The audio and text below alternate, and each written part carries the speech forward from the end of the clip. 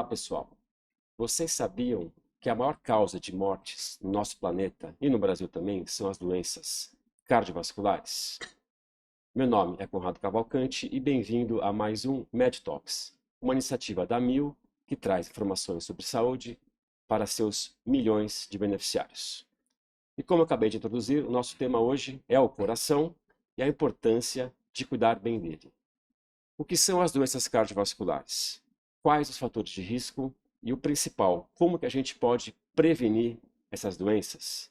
Para responder estas e outras perguntas, trouxemos hoje dois super especialistas no assunto. Os dois são médicos cardiologistas, que são o Dr. Felipe Malafaia e o Dr. Pedro Barros. Felipe e Pedro, muito obrigado por estarem aqui conosco hoje. E se vocês puderem, por favor, se apresentem e falem um pouquinho do trabalho de vocês para o nosso público.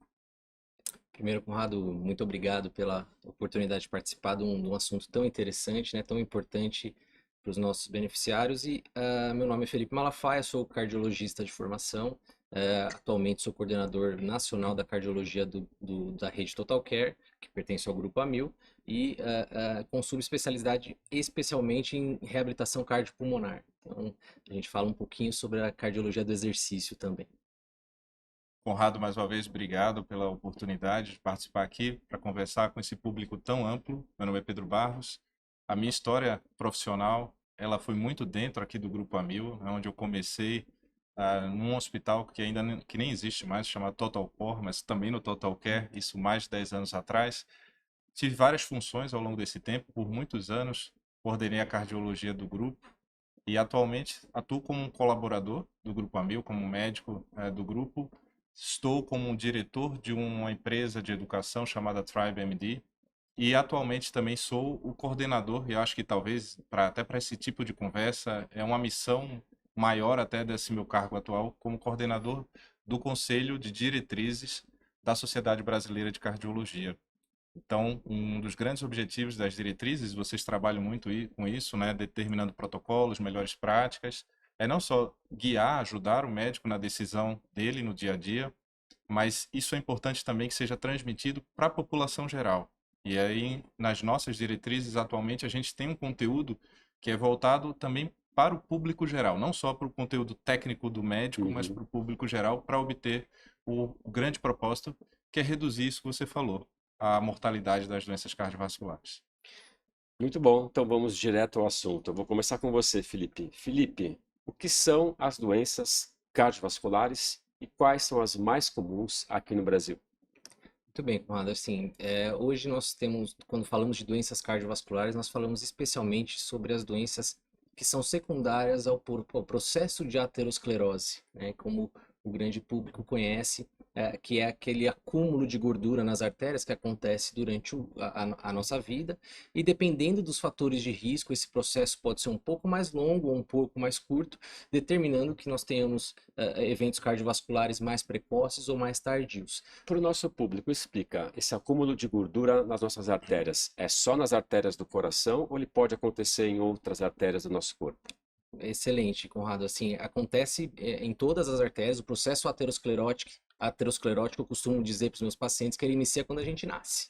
Então, uma linha que a gente carrega de bagagem de fatores de risco durante a vida faz com que esse processo seja mais exacerbado ou não, mas ele acontece em todas as artérias do organismo.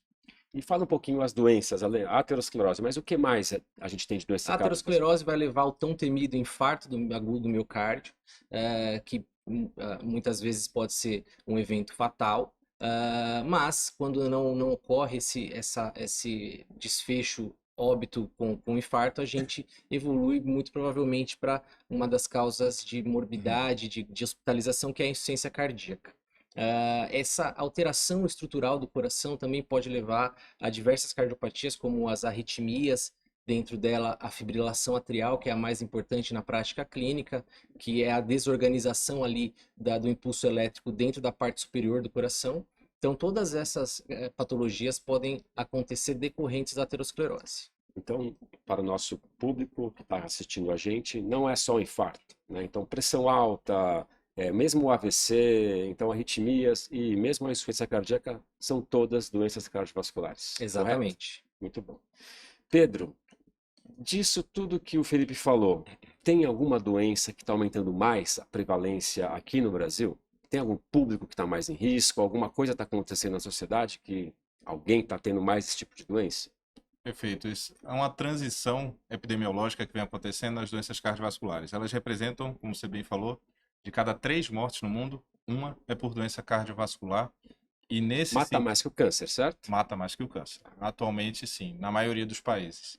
E alguns países têm controlado um pouco melhor isso, mas países como o Brasil ainda vêm numa crescente. E essa causa de morte, ela está relacionada muito a um estilo de vida inadequado. E nesse sentido, a gente vem tendo aí uma transição epidemiológica. A doença cardiovascular, que era uma doença mais do idoso, né, no paciente já numa idade mais avançada, ela vem acontecendo agora com uma frequência maior em populações mais jovens, até abaixo dos 40 anos. Eu lembro até de um caso que eu atendi na época, no início de carreira, foi uma que chamou muita atenção quando eu atendi um paciente com infarto mais jovem que eu, e eu estava no início de carreira ali, 30 e poucos anos, e atendendo um infarto, e chamou bastante atenção. E você olhando para a literatura, embora ainda seja a população menor, a maioria dos pacientes, a idade tem uma relação com risco, ou seja, quanto mais velho, Uhum. maior o risco de doença cardiovascular, a população mais jovem vem tendo mais infarto. Em algumas estatísticas internacionais, isso mais do que dobrou. Então, para aquela população que era um número percentual bem pequeno, ainda é menor do que os pacientes Uhum. mais idosos, mas vem aumentando progressivamente e isso está muito relacionado a um estilo de vida inadequado, sedentarismo, alimentação inadequada e também o uso de substâncias que são prejudiciais à saúde cardiovascular. Às vezes as pessoas vão para a academia para ganhar força, né, usam anabolizantes, esteticamente parecem saudáveis, mas internamente está prejudicando a saúde cardiovascular. Muito bom. Então a gente já entendeu o que são as doenças. E você já até falou um pouco de fator de risco, mas vamos detalhar um pouco mais isso. E essa pergunta vai ser para vocês dois. Quais são os principais fatores de risco das doenças cardiovasculares? Nós iniciamos aqui, acho que com os fatores modificáveis, né, Pedro? Que Uhum. acho que são os que a gente tem que trabalhar mais fortemente, né? Então, não foge muito daquele conhecimento amplo, né, de hipertensão, diabetes, o tabagismo, o sedentarismo, obesidade. Aqui eu foco numa causa que é bem emergente nos dias atuais, que seriam as causas relacionadas ao distresse emocional, né, que é o estresse, ansiedade e depressão, que a gente tem encontrado muito na prática clínica. E além disso, o consumo excessivo de álcool. Então, assim, são fatores que nós conseguimos tratar e reduzir a associação deles todos. Como eu falei no início da nossa conversa, né? Eu costumo brincar que é aquela malinha de fatores de risco que a gente carrega na vida. Então, conforme a gente consegue remover esse peso dessa mala de fatores de risco, a gente Então previne. você chama esses que você tem alguma atuação, seja o médico ou o paciente também tem que aderir, ter melhores práticas, né, como fatores modificáveis. E Pedro, tem fatores de risco que não tem o que fazer? Por enquanto não tem o que fazer, embora a medicina tenha evoluído bastante, mas, por exemplo, a idade, né? Embora a gente já venha trabalhando com questão de Uhum. anti-envelhecimento, etc., algumas características, mas é um fator que a gente não consegue modificar a idade da pessoa, a idade cronológica, embora o estilo de vida saudável vai fazer com que o organismo dessa pessoa envelheça de uma forma melhor, né? Então, Uhum. assim, uma doença que aconteceria mais cedo vai acontecer mais tarde, mas a gente não consegue mudar a idade de uma pessoa ainda. Um outro ponto relacionado é a questão herança genética. Então, a herança familiar, a gente, embora já venha agora tendo alguns tratamentos relacionados a, inclusive, modificação, edição genética, elas ainda não estão voltadas para esse fim. São mais para doenças raras, para situações muito específicas. Então, essa questão da herança familiar a gente não consegue modificar, mas uma vez que você... Ainda, Ainda. Ainda. E existem fatores que a gente consegue modificar, mas que não são tão individuais. E a gente coloca muito nesse aspecto de novos fatores de risco cardiovascular. Então, além daquilo que o Felipe falou, que são os fatores tradicionais, existem evidências de pessoas que moram, que a gente fala em blue spots ou blue zones, green spots ou green zones, ou seja, áreas próximas a uma região mais verde, arborizada, aquáticas, essa parte ambiental com redução da poluição tem menor risco cardiovascular comparada a pessoas que moram num centro urbano com poluição. então o ambiente também faz a diferença, Também faz a onde diferença e vem você sendo mora. valorizado. Muito Sem bom. dúvida nenhuma. E eu queria até salientar, Conrado, acho que é importante a gente falar isso, porque uma das coisas que a gente ouve sempre no consultório, ali na prática clínica, que o paciente fala, puxa, mas eu não tenho nenhum desses fatores de risco e mesmo assim eu tive um evento, né? Então, a gente salienta que esses fatores de risco amplamente conhecidos são responsáveis por 90% dos casos. Uhum. Então, nós temos ainda uma área que a gente precisa evoluir para determinar qual é o fator de risco ou a associação de fatores de risco que fica responsável por esses pacientes que não se enquadram em nenhum desses clássicos, né? Então, a gente ainda tem algum caminho a seguir aí para essa determinação. E dentro desses fatores novos que vem surgindo, inclusive com terapias sendo testadas, um muito forte é a parte de inflamação. Então, você identificando pacientes que têm marcadores inflamatórios aumentados ou, como o Felipe falou, já controlei tudo que eu tinha que controlar, ainda assim o paciente está sob um risco residual, a gente vem atuando nesse sentido, inclusive conduzindo agora uma grande pesquisa voltada para reduzir a inflamação nesses pacientes e ver o impacto no risco cardiovascular. É muito bom. Eu queria que vocês detalhassem dois fatores de riscos para o nosso público. Um deles é tabagismo e vape, tá? E o outro é a parte do estresse. O quanto que eles estão relacionados às doenças cardiovasculares. O tabagismo, né, a gente costuma dizer que ele foi recentemente, né, alguns anos atrás, ele foi promovido. Ele não é mais um fator de risco, ele é um fator desencadeador de aterosclerose. Então, nós sabemos que, com certeza, existe uma resposta à dose, então, quanto mais fumar, maior esse risco, mas a gente já conhece que não existe dose segura para o tabagismo. Então, tabagismo e vape, que acabam entrando ali mesmo. O vape vai na mesma onda. Vai na mesma onda, porque o consumo, a quantidade de exposição do vape é maior do que ao cigarro, pela facilidade, pelo tempo, não há cheiro, né? Então, acaba que as pessoas se expõem muito mais ao vape do que efetivamente ao cigarro, né? Porque é um hábito que ainda ele é aceito, né? O vape. Então, o que a gente tem a dizer é que tabagismo não existe dose segura e o cigarro, o tabaco é promotor da aterosclerose que a gente tanto falou aqui. Então, fumou, com certeza, em alguma medida, aquela aterosclerose vai acontecer. E para o nosso público, se vocês quiserem saber mais sobre tabagismo e vape, nós tivemos já um Med Talk sobre esse tema, então vale você procurar nas nossas plataformas.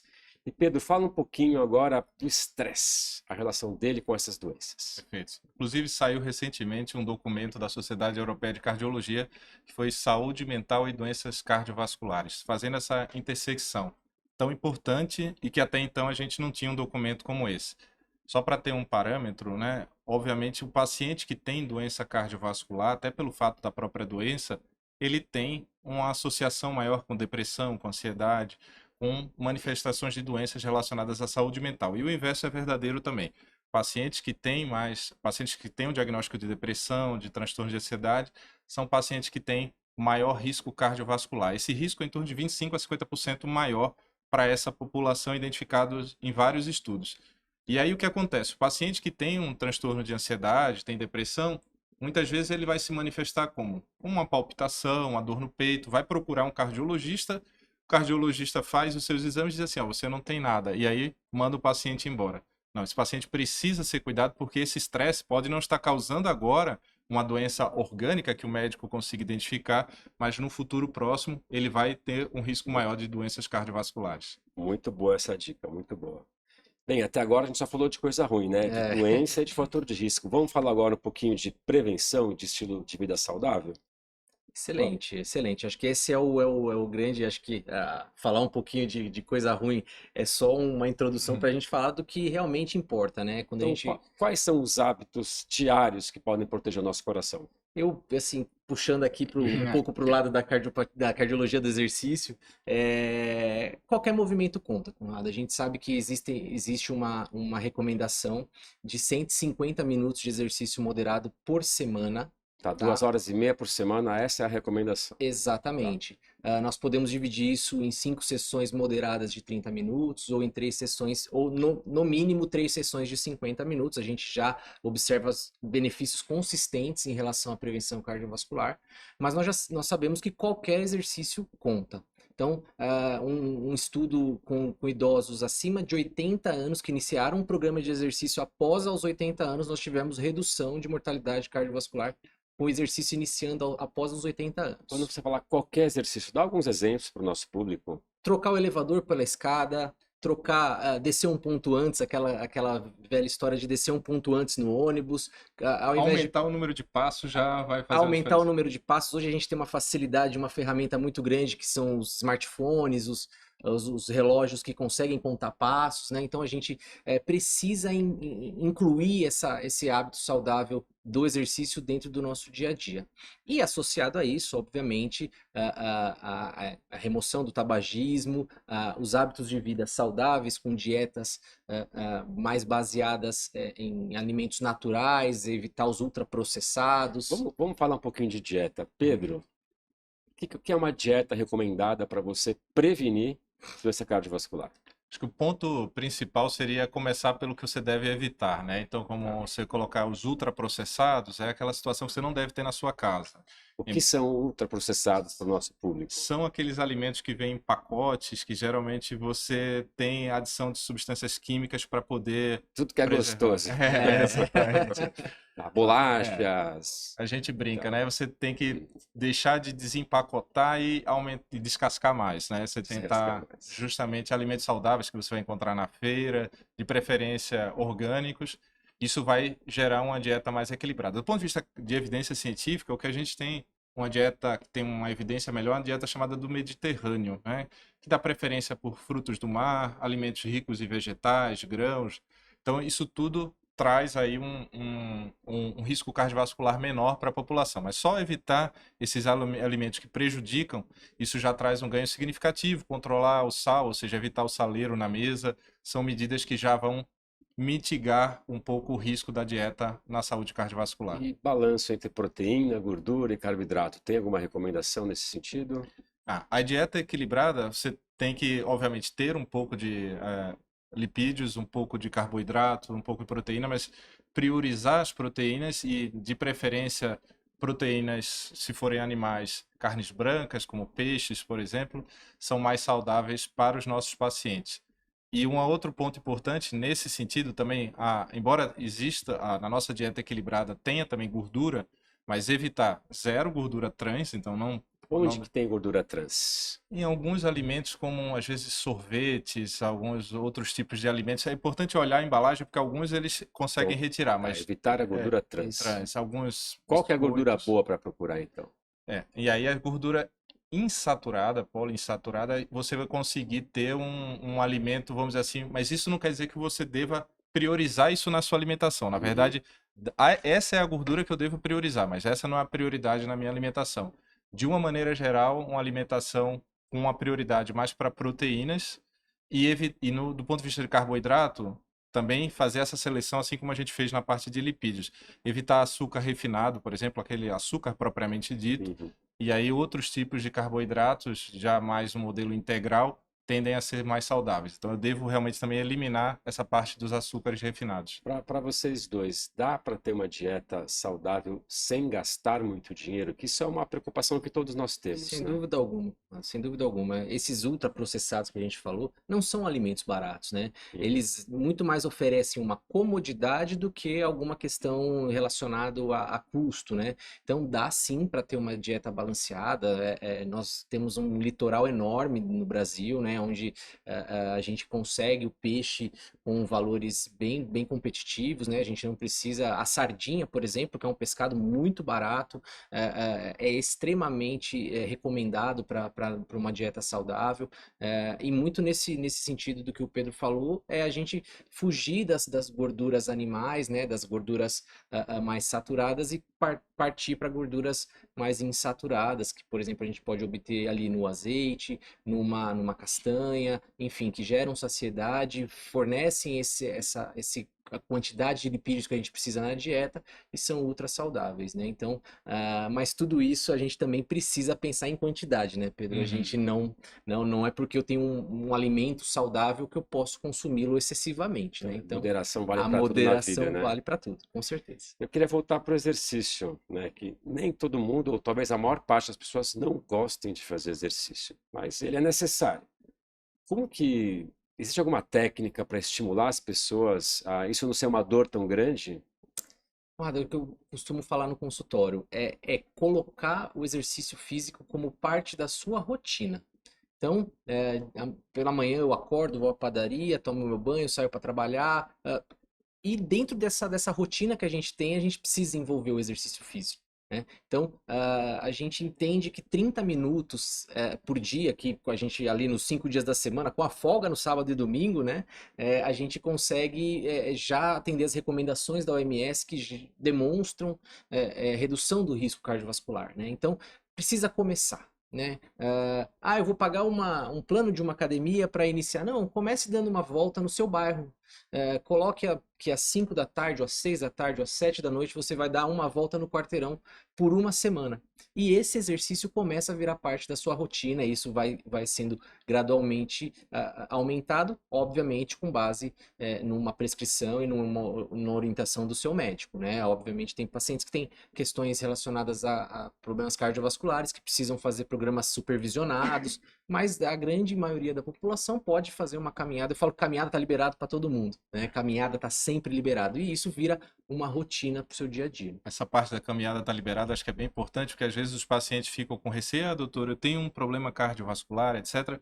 E aí, uma coisa que é uma regra, o sedentarismo sempre vai ser pior. Então, você diz assim, olha, eu não vou ter uma solução de dizer para você que você não vai ter um risco eliminado, mas o sedentarismo, o seu risco vai ser maior. Então, pelo menos a caminhada, com certeza vai trazer já um benefício para você. Lógico, para fazer um exercício, para obter um ganho adicional, um planejamento individualizado, e aí, dependendo das comorbidades, você vai fazer uma supervisão, é necessário. Mas a caminhada sempre vai ser melhor do que o sedentarismo.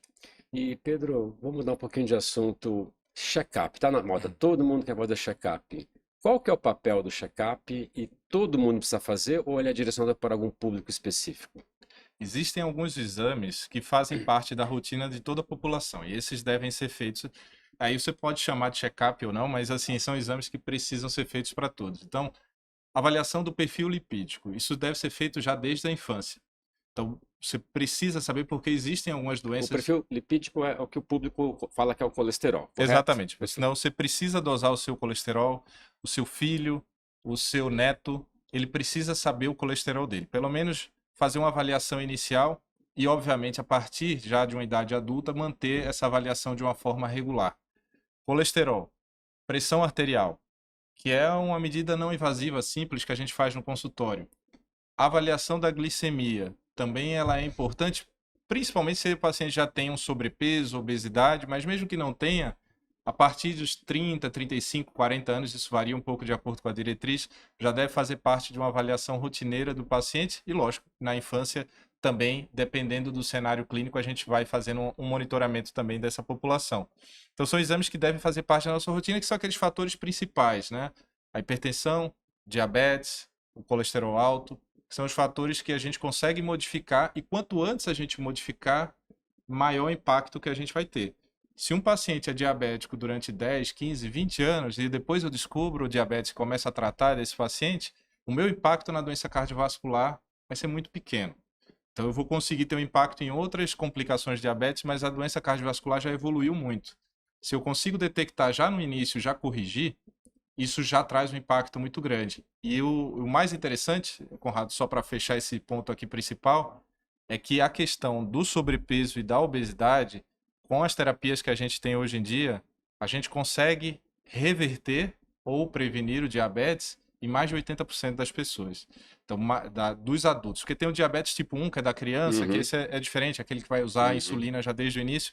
Mas para a população adulta, a grande maioria, que é o diabetes do tipo 2, 80, 90% das vezes está relacionado a excesso de peso e quando eu consigo corrigir isso, eu corrijo o diabetes. Então, o check-up é importante, né? E não é nada complexo, é medir pressão arterial, medir o açúcar no sangue e medir o colesterol do sangue e medidas de peso e altura. Com isso já dá para fazer muita coisa. Exato. E algum tempo de conversa ali, né, É. com o seu médico, né? Então, é nada que é muito elaborado, né, Conrado? Então, Uhum. assim, a gente ali, em poucos minutos de consulta, já consegue ali extrair o risco do paciente com mais essas 3 condições ali de peso, a colesterol e glicemia e pressão arterial, a gente já tem o paciente com o risco na mão ali, né? Então, a gente ataca todos esses fatores para evitar o desfecho lá no futuro, né? Então, às vezes o paciente fica muito desconfortável porque está tomando algumas medicações, alguns remédios e não percebe mudança no dia a dia dele. Então, a gente dá um remédio para o colesterol ali, já entrando um pouquinho aqui na terapêutica, às vezes o paciente não sente diferença nenhuma no dia a dia dele, né? Então ele fala assim, nossa, por que eu vou tomar esse remédio? Mas a gente sabe que o tempo de exposição àquele colesterol elevado vai trazer consequências muito danosas lá na frente. Então, você falou em remédios, vamos com você, Felipe. Para quem tem doença cardiovascular ou fator de risco, a glicemia está piorando, a medicina hoje tem um monte de medicamentos que ela pode usar para prevenir esses eventos cardiovasculares. Você pode comentar um pouquinho o que é mais comum de tratamento medicamentoso para o nosso público em geral? Claro, a gente aqui tem que falar um pouquinho e separar, né, em 2 questões, que é a prevenção primária, eu acho que é muito no contexto da sua pergunta, é relacionado à prevenção secundária, né, no paciente que já desenvolveu a doença, né?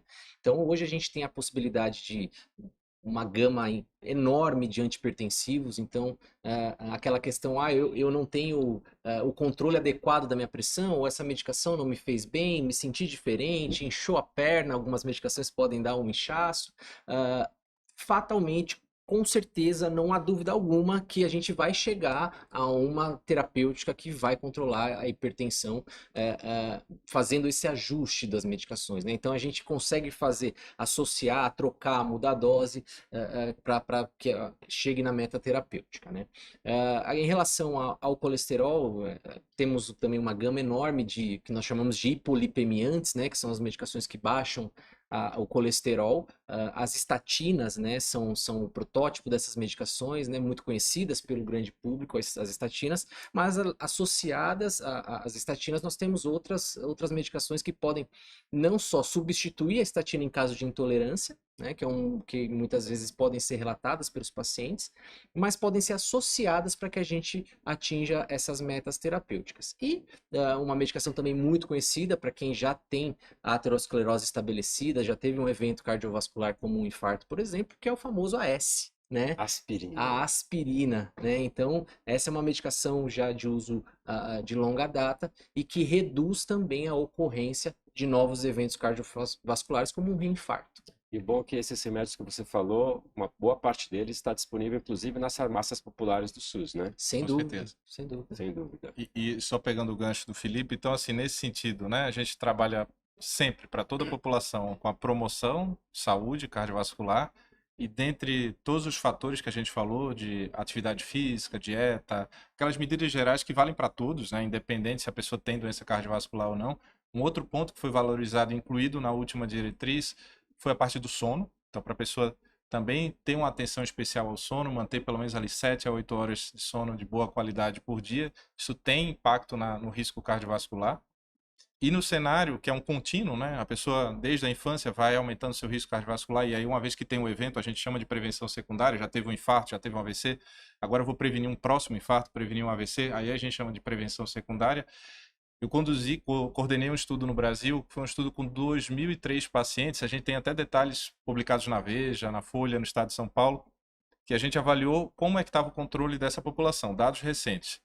2.003 pacientes, a gente categorizou em 5 de uma maneira lúdica, num alfabeto, A, B, C, D, E. Quais são os pontos que a gente precisa fazer? O A é o que o Felipe falou, vamos usar um medicamento para afinar o sangue, né, que é a aspirina, um medicamento que ajuda a prevenir a formação de um trombo. O B, que vem do inglês, né, de blood pressure, que seria a pressão arterial, para controle da pressão arterial que esses pacientes precisariam ter. O C, colesterol e cigarro. O D, que é a dieta, e aí o controle do peso do paciente. O E, que seria o exercício físico, né, se eles fazem atividade física ou não. Então, Gostei, vamos passar de novo. O A, afinar o sangue, aspirina e outros. É isso, para quem já teve o evento, né? Para Tá. quem não teve, ainda não tem essa indicação, mas ali eram 2.003 pacientes que já tinham histórico de doença cardiovascular. O B, que vem do inglês, né, de blood pressure, que seria a pressão arterial. que a gente precisaria controlar para esses pacientes. O C, cigarro e colesterol. Colesterol. O D, Acabar com o cigarro e baixar o colesterol. exatamente. O D, dieta e diabetes, no caso se o paciente for diabético, controlar Tem que também. cuidar da glicemia dele também. E o E seria o exercício físico, aqueles 150 minutos por semana no mínimo que o Felipe falou. Sabe quantos por cento dos pacientes já com infarto, já com doença cardiovascular estabelecida, conseguiam preencher esse quebra-cabeça, as 5 letrinhas? Não sei. 0,3%. Quase ninguém. Quase ninguém. 99,7% não conseguia fazer tudo. Então a gente tem O mais aí... difícil, eu imagino, que é exercício e a dieta, né? O colesterol foi... O exercício e a dieta foram difíceis, mas atingir os níveis atuais de colesterol foram também desafiadores. Queria agora trazer um tema de novidades, né, que estão na moda, né? As canetas de emagrecimento, né, como o Ozempic e Mounjaro, inundaram o mercado aqui no mundo e no Brasil, né? Tem muita gente tomando. O que são essas canetas? Como que elas funcionam? Tem benefício? Eu queria saber se ela tem risco e efeito colateral também. Muito bem, Conrado, assim, quando a gente fala dessas canetas, as famosas canetas emagrecedoras, são os fármacos que nós chamamos de análogos do GLP-1, né, que nada mais é do que um hormônio produzido ali pelo intestino e que aumenta a secreção de insulina e reduz ali os movimentos peristálticos, o peristaltismo ali, que é aqueles movimentos de esvaziamento gástrico após as refeições, então dá uma sensação de saciedade maior. Então, o paciente, ele acha que diminui a fome do paciente. No final das contas, diminui a fome do paciente. Diminui a fome. Ok. Mas não diminui a vontade de comer. São coisas diferentes, né? Diferentes. Então, a fome reduz e aí o paciente acaba consumindo menos alimentos, né? Nós temos um trabalho americano que mostrou que em uma rede de supermercados grande lá nos Estados Unidos, a aquisição de alimentos reduziu após o início do uso mais amplo das canetas emagrecedoras. E por que traz benefício? O grande benefício é controle de peso, porque nós temos uma resistência insulínica. O que é essa resistência insulínica? A adiposidade, a gordura que é acumulada no nosso organismo, faz com que a insulina funcione menos, né? E aí o nosso pâncreas, que é o produtor da insulina, acaba sendo estimulado excessivamente para que produza mais insulina e no final das contas, lá no fim da diabetes ali, vai trazer ali a necessidade de uso de insulina. Mas no paciente que está buscando a redução de peso, esse aumento da insulina circulante e da saciedade vão trazer um consumo menor, vai tirar aquela fissura pelo alimento, vai consumir menos e o paciente necessariamente vai perder peso. Come menos e perde peso. Exatamente. E Pedro, parece milagroso, né? Tem muita gente tomando, muita gente emagrecendo, mas assim, esses pacientes têm que tomar isso pro resto da vida? Se para, volta o peso? E quais são os riscos desses medicamentos? Perfeito. Sim, em relação a esses medicamentos, primeiro, devem ser feitos sempre sob prescrição médica. A receita deve ficar com a própria farmácia, retida, e tem indicações específicas. Então, não tomem para o nosso público de jeito nenhum sem passar com o médico e sem uma prescrição adequada. E só fazendo um parênteses antes do Pedro concluir, que é a questão da aquisição por sites na web. Então, muitas vezes são produtos de confiabilidade baixa, não se sabe a procedência. Então, em hipótese alguma, façam aquisição fora de sites que sejam de farmácias conhecidas e que vão pedir aquela receita. Então, esses e-commerces aí, pelo amor de Deus, não comprem. E eles têm uma indicação, assim, inicialmente até foram indicações para pacientes diabéticos, diabéticos tipo 2, tiveram um efeito grande em relação à redução de peso e, obviamente, foram ampliando aí as suas indicações. Para esses pacientes diabéticos, a evidência é muito robusta, né? Inclusive, como a gente falou, às vezes até revertendo, entre aspas, o diabetes do paciente, porque você corrigiu a causa, né? Então é o que a gente brinca agora, o obesity first, né? Primeiro a obesidade. Então, se a causa do problema é a obesidade, por que eu estou tratando a glicose alta do paciente? Corrige a causa, que você corrige o problema como um todo. E aí não corrige só o diabetes, você corrige outros aspectos relacionados à consequência da obesidade.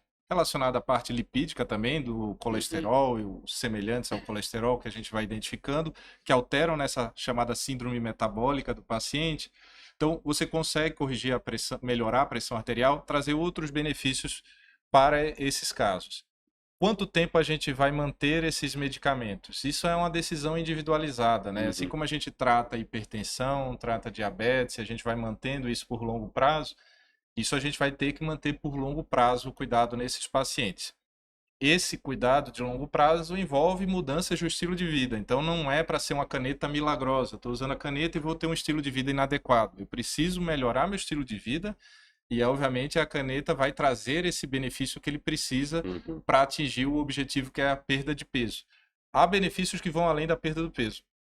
Um estudo chamado SELECT pegou pacientes que já tinham doença cardiovascular, aquele quebra-cabeça, lógico, que a gente falou, e no controle do peso, no paciente que tinha nem necessariamente obesidade, né, um IMC ali acima de 27, 27,5, esses pacientes que iniciaram o uso do medicamento chamado semaglutida, eles conseguiram reduzir o risco cardiovascular, e essa redução do risco cardiovascular não teve uma relação direta com o peso.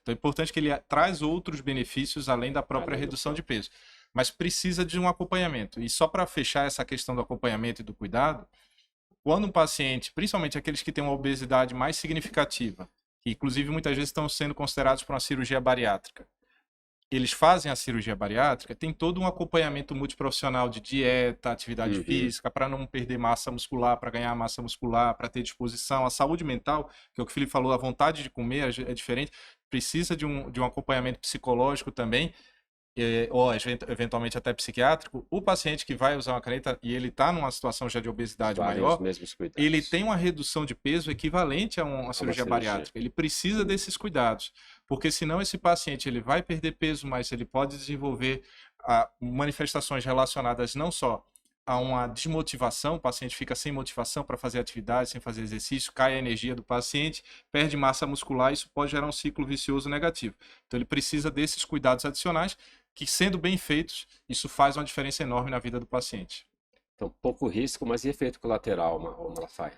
Efeito colateral, os principais são relacionados ao trato gastrointestinal, né? Muito relacionado à sensação de náuseas, podem ocorrer vômitos, alguns pacientes podem evoluir com constipação, outros com diarreia, né? Então, os efeitos são especialmente gastrointestinais, e muito do que a gente costuma ver na prática é aquela questão da vontade de comer.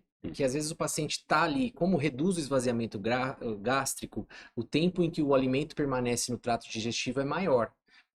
Então, às vezes, o paciente teve uma refeição recente e acaba consumindo uma outra refeição, mesmo sem estar com fome, tá ali só com a vontade de comer. E aí é nesse momento que vem muito do sintoma, né? Então, eu costumo orientar muitos pacientes que eles comam quando estão usando essas medicações, comam quando sentem fome, quando sentem vontade. Não há necessidade dele ficar consumindo alimentos o tempo todo, né? Então, esse consumo muito próximo dos alimentos vão exacerbar ainda mais os efeitos gastrointestinais que podem ocorrer. E evitar frituras, alimentos pesados, porque justamente isso vai dar mais um risco de ter um refluxo, azia, manifestações que estão relacionadas a efeitos colaterais dessas drogas. Priorizar alimentos ricos em fibras, porque você consegue ter um melhor esvaziamento do trato gastrointestinal, diminuindo a constipação que o Felipe falou, mantendo também uma boa hidratação. São medidas gerais que são importantes, e se a dieta ele não consegue ter uma boa ingestão de proteínas, eventualmente até alguns suplementos proteicos podem ser indicados para pacientes de forma específica, para que você consiga manter a massa muscular desse paciente, oferecendo proteína e fazendo atividade física. Então, não tem uma regra geral, né? Tudo tem que ser customizado para cada paciente, daí a importância de você tomar só com orientação médica. Infelizmente, nosso tempo acabou. Então, mas a gente aprendeu hoje muito sobre as doenças e principalmente como evitar as doenças cardiovasculares. Para a gente fechar, eu queria mais uma vez agradecer você, Pedro, você, Felipe, foi muito legal. E, por favor, para o nosso público, passe uma mensagem final de esperança, alguma mensagem positiva para eles. Com certeza, acho que a medicina vem evoluindo muito rapidamente, e a gente aqui fala sobre eventos cardiovasculares, mas muito no intuito de reduzir a ocorrência desses eventos, né? Então, basear a nossa vida em hábitos saudáveis adequados, em o uso correto das medicações quando há a indicação e a atividade física como parte do nosso dia a dia, né? Então, tudo isso vai fazer com que a gente viva mais e melhor. E lembrando que dentro do que a gente fala de fatores de risco cardiovasculares, eu costumo falar que o único que a gente não tem ali a negociação é com o cigarro, né? Então eu posso comer uma feijoada com os amigos, sem dúvida nenhuma, posso fazer um churrasco com a família, sem dúvida nenhuma. Nada disso é proibido, só precisa ser utilizado com moderação para que esses momentos de confraternização durem por muitos e muitos anos. Exato. E aí, essa mensagem eu acho que é muito importante, Felipe, porque, de fato, parece que quando você vai falar sobre saúde cardiovascular, que você está sendo restritivo, dizendo não, não pode isso, não pode aquilo, e muito pelo contrário. A gente está aqui de uma maneira propositiva, propondo coisas boas para que você tenha uma saúde cardiovascular melhor e uma saúde de uma maneira geral melhor.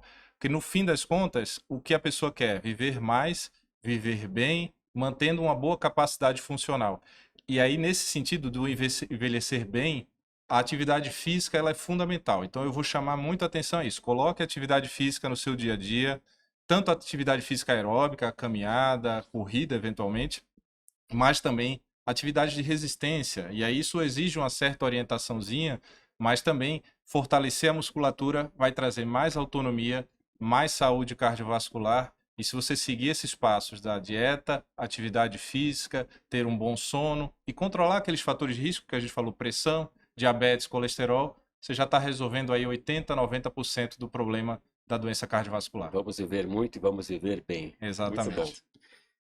Obrigado mais uma vez e, por fim, agradecer ao nosso público, principalmente os beneficiários da Mil. Por favor, curtam e compartilhem esse episódio nas mídias sociais. Mas o mais importante de tudo, cuidem do seu coração. Até a próxima e muito obrigado.